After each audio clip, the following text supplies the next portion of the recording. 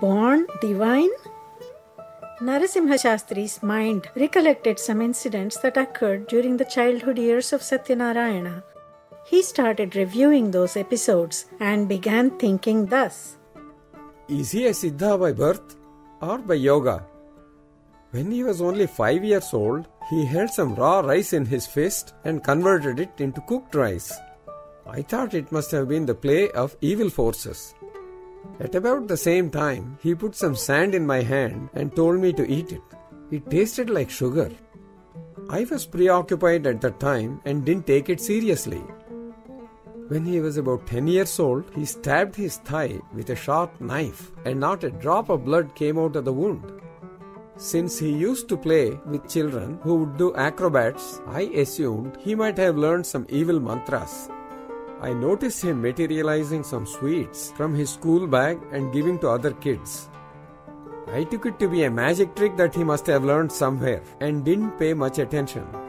When he was about 3 years old, he used to make predictions. I would laughingly call him Shakunapakshi. When he was 10 years old, I once saw him tearing a 10-rupee note into pieces. I got angry and used my cane on him. Out of fright, he gave me back the 10-rupee note, fully restored to its original form. How come I did not take it seriously? He materialized a silver bracelet and gave it to me. I kept it on my altar just to make sure it was not a magic trick.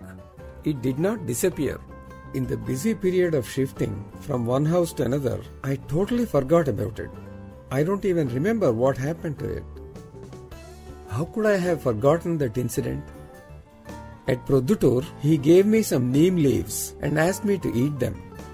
They tasted sweet. Why did I not think about that miracle then? What power might have mesmerized me like that? I must have been under the spell of some Maya. I was busy with my own life and I neglected him. After he became a sannyasi, I had observed many miracles. I saw him materializing Vibhuti and Kunkuma at the Shiva temple in Nanjangud. I did get suspicious at that time. Once when I saw him during a Pada Puja, I noticed Kunkuma materializing from the sole of his right foot. It continued nearly for 30 minutes. I did suspect some form of divinity in him then. My investigations show that he is a Yoga Siddha.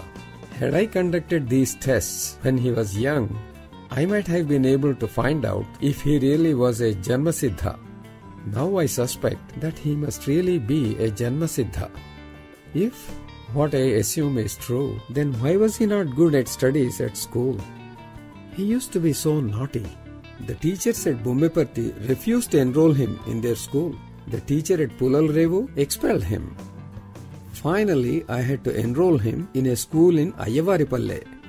I had to beg the teacher to get him in.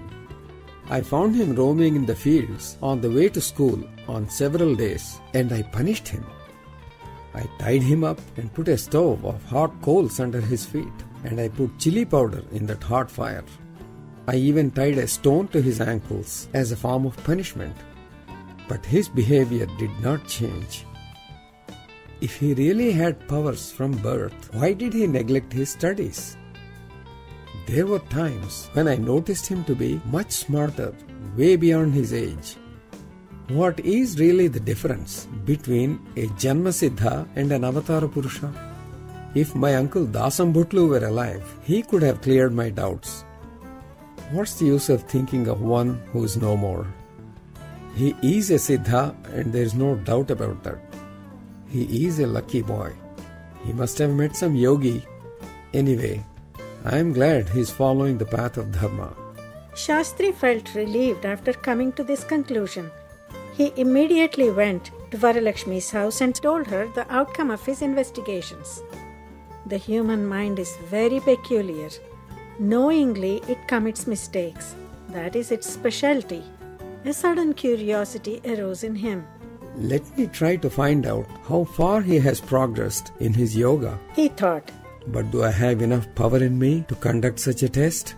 A doubt arose in his mind, but his fickle mind did not stop him from pursuing his new line of investigations.